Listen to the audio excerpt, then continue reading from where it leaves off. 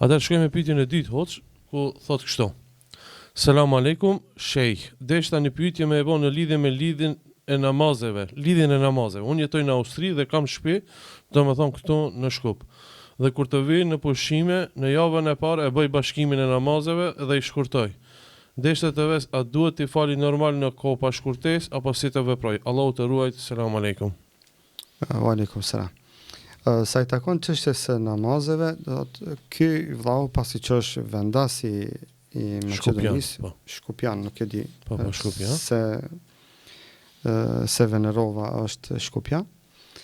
Po më parasysh cilët vend të Maqedonisë, ai është vendas edhe në Maqedoni, është vendas edhe në Austri. Përderisa ka shtëpinë e vet, adresën e vet, i ka dokumentacionin e letë qëndrimit në Maqedoni dhe të njëjtën e ka edhe në Austri, Austrikja po. Po Austri po. Do thotë ky person llogaritet vendas edhe në Maqedoni, llogaritet vendas edhe në Austri. Përderisa është me këtë status, atëherë me automatizëm atij i ndalohet që të bëj bashkimin dhe shkurtimin e namazeve. Pa më parasysh se a vjen në vendlindjen e tij në Maqedoni për një ditë, për një javë, për një muaj apo më pak apo më shumë, pa më parasysh sa qëndron tek ne, ai gjatë gjithë kësaj kohe obligohet që namazet të i falë në kohën e vet dhe të i falë të plota. Pa shkurtesë. Pa shkurtesë, nuk lejohet që ai të i shkurton namazet e as të i bashkon.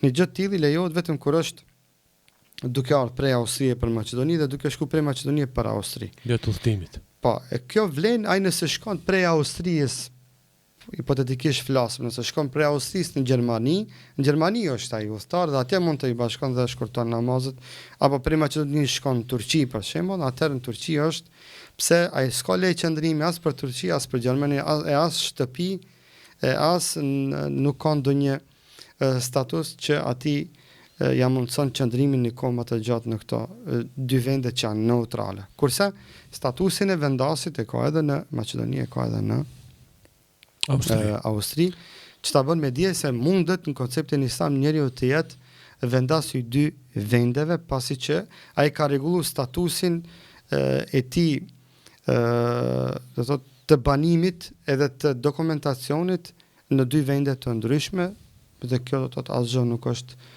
problematike në konceptin fetar dhe islam, edhe me automatizëm i themi që prej tash e tutje të mos e shkurton dhe të mos e bashkon namazin, edhe nëse qëndron një natë.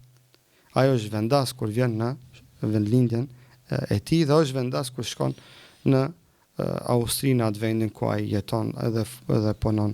Pa parasysh ai ka përgjithmonë mendjen me qëndru atje apo një kohë më të shkurtë. Në gjitha këto rrethona ai duhet të e bashkon dhe duhet të fal namazin e plot dhe të mos e shkurton.